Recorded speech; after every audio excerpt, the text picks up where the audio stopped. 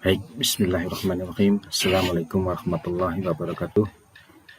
Selamat pagi rekan-rekan mahasiswa yang berbahagia. Pada kesempatan pagi ini, saya akan memaparkan atau sharing tentang program kesehatan Republik Indonesia. Slide atau topik materi yang saya paparkan ini saya ambilkan dari edaran Menteri Bappenas nomor sekian yang tampak seperti layar pada tanggal 20 Desember tahun 2019. Teman-teman sekalian perlu mengetahui, kita harus mengetahui visi Kementerian Kesehatan RI itu apa. Ini yang saya ambilkan yang terbaru, di mana visi ini sudah ditetapkan. Ada perubahan sedikit mengenai visi ini dari periode Jokowi sebelumnya dan sekarang ini.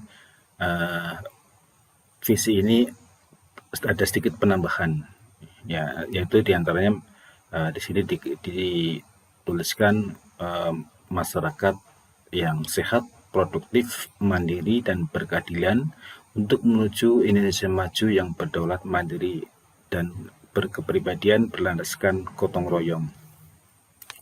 Teman-teman sekalian, dari visi ini maka kita sebagai calon tenaga kesehatan harus sejalan dengan visi yang ditetapkan oleh Kementerian Kesehatan Republik Indonesia, di mana apa yang harus kita lakukan, apa yang harus program-program yang nantinya akan kita susun harus sesuai dengan visi Kemenkes ini.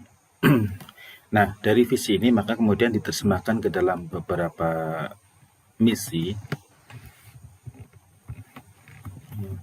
Nah, seperti yang tampak pada layar ya, misi yang ditetapkan oleh pemerintah di sini, dan diantaranya adalah memperkuat upaya kesehatan yang bermutu dan menjangkau seluruh penduduk Indonesia.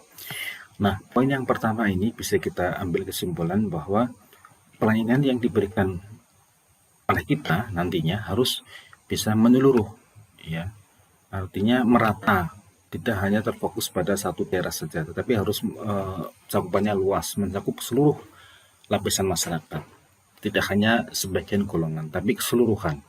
Kemudian yang kedua adalah memberdayakan masyarakat dan mengarusutamakan, ya ini agak susah membacanya.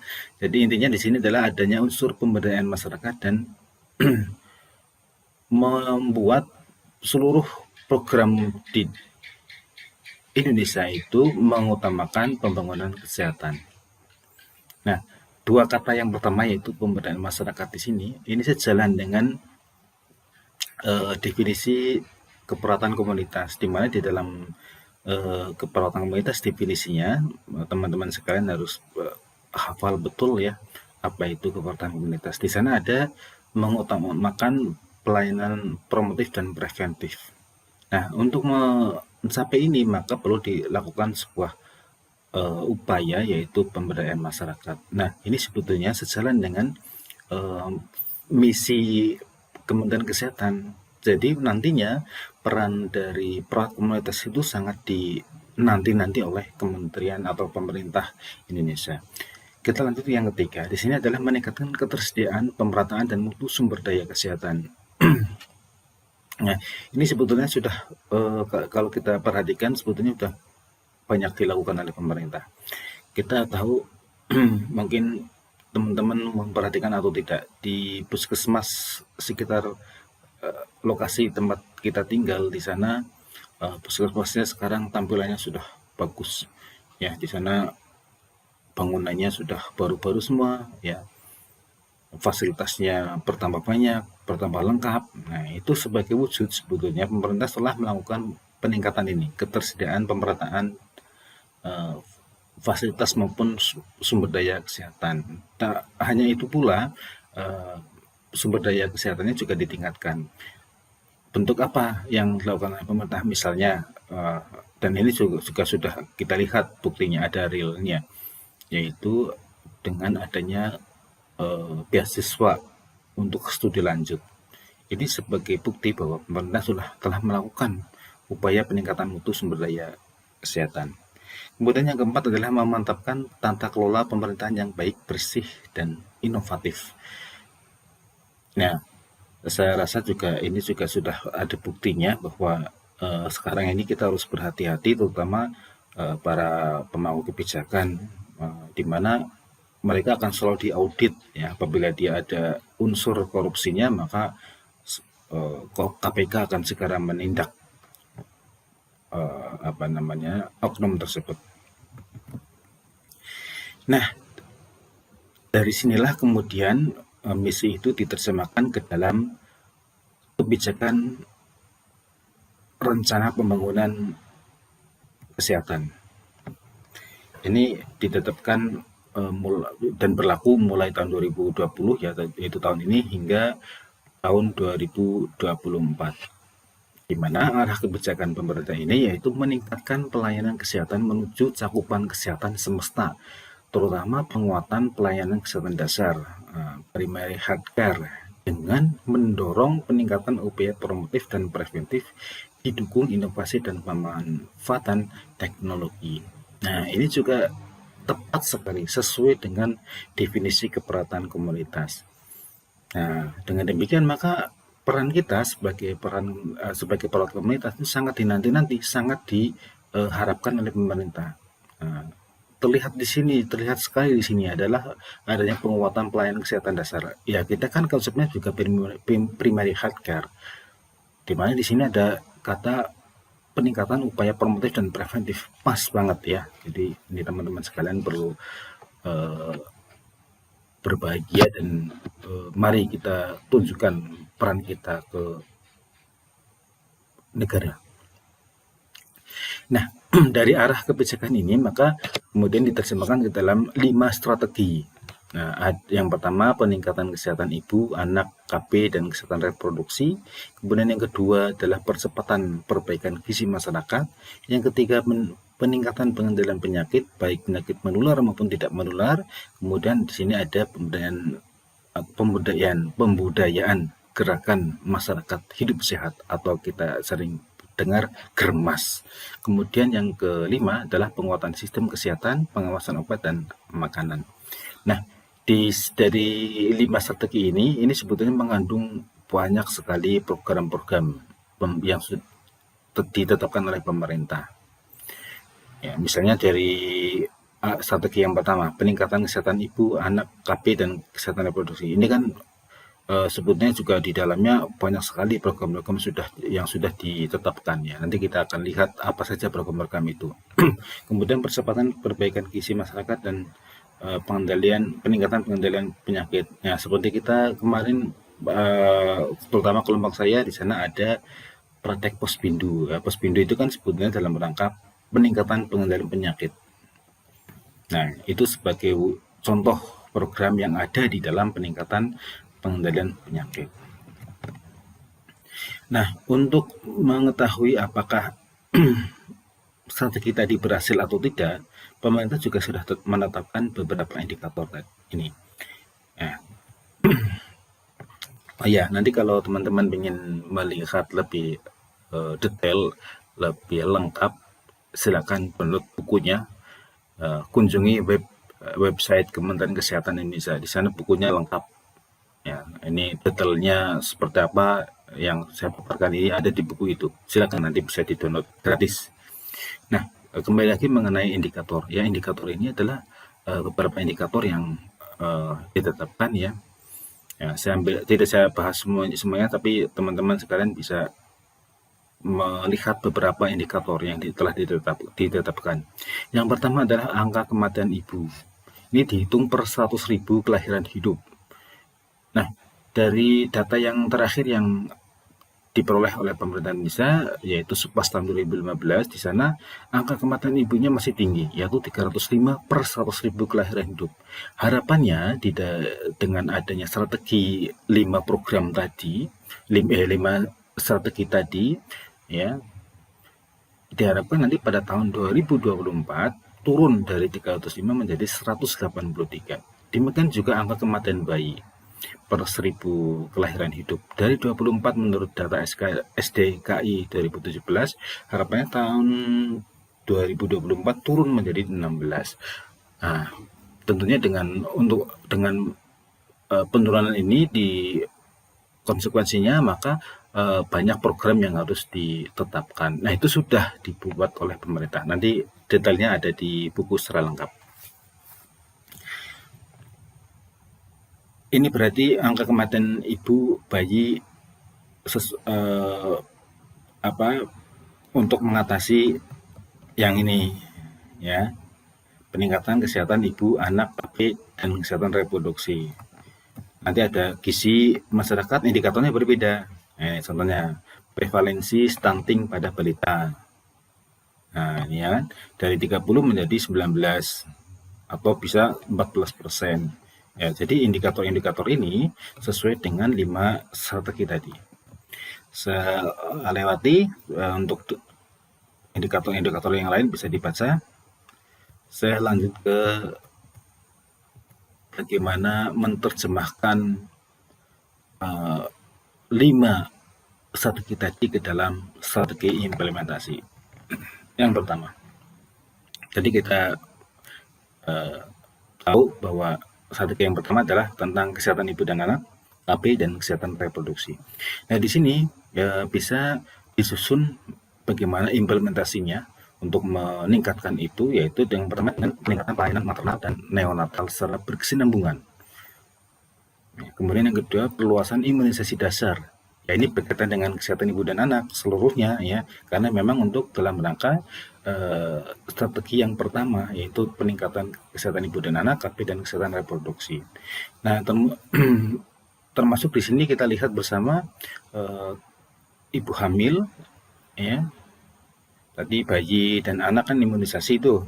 Kemudian di sini juga karena ada Kespro, maka usia produktif juga masuk di strategi ini, termasuk di sini remaja. Ya, remaja ini masuk di kelompok ini. Kita lihat kemudian lanjut ke strategi yang kedua. Strategi yang kedua yaitu perbaikan gizi masyarakat.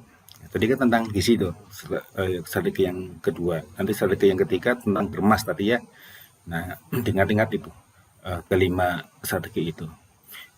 Nah, untuk yang strategi yang kedua, di sini terlihat adanya percepatan penurunan stunting, peningkatan intervensi yang bersifat life saving, adanya surveillance gizi, adanya perbaikan gizi, ya tentu ini dengan berbagai macam program nantinya, bagaimana agar gizi masyarakat itu tercukupi. Kemudian yang ketiga, strategi yang ketiga adalah germas. Nah, untuk germas ini sebetulnya sesuai sekali dengan peran kita nantinya. Kita lihat di sini ada bagaimana membudayakan lingkungan kerja yang sehat, adanya upaya kesehatan sekolah, kita berperan kita kan, kemudian bagaimana adanya kesehatan di tempat kerja, kemudian bagaimana di sini terlihat melakukan promosi perubahan perilaku, itu kan kita banget itu, komunitas banget di situ. Nah, di sini ada pemberdayaan masyarakat, kemudian posyandu, ini terlihat ya, posyandu, revitalisasi posyandu, menggerakkan masyarakat madani untuk hidup sehat. HBS itu larinya. Ya, itulah teman-teman harus tahu. Kemudian ya, strategi yang keempat yaitu peningkatan pengendalian penyakit. Nah, ini ada pengendalian faktor risiko. Ya, itu yang kemarin sudah diperhatikan di praktik pospindu. Ya, kita juga kan yang nanti yang berperan. Kemudian deteksi dini, ya promotif itu. Kemudian surveillance, nah itu kita juga kan. Ya, ini nanti akan bergandengan tangan dengan orang Kesmas. Kemudian yang kelima, strategi yang kelima adalah penguatan sistem kesehatan dan pengawasan obat dan makanan.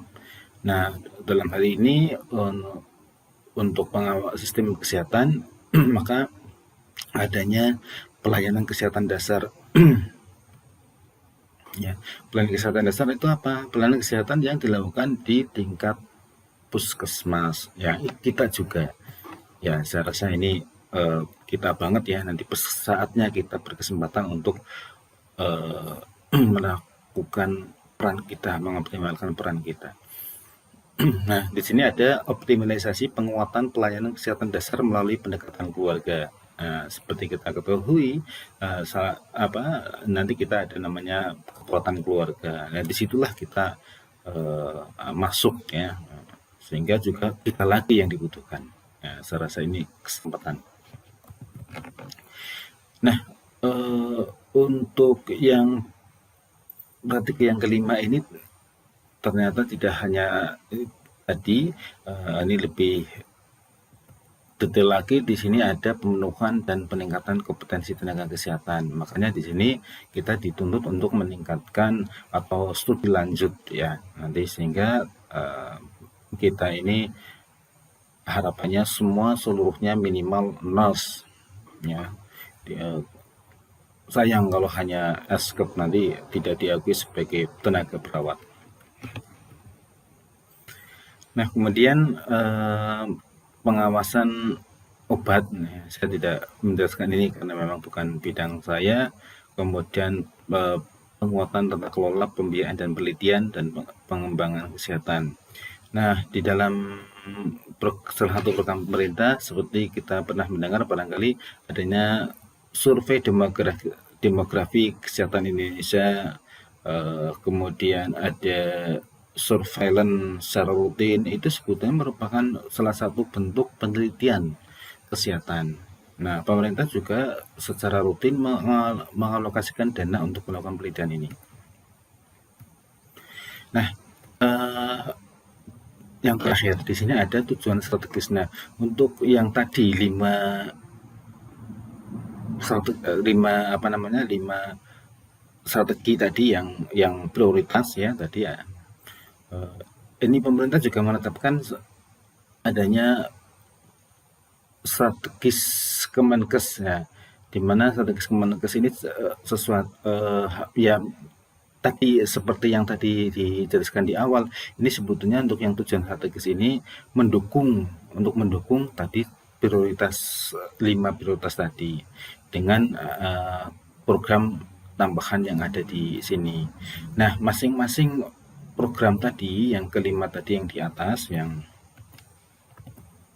ini ya, ini nanti diterjemahkan ke dalam program-program kesehatan.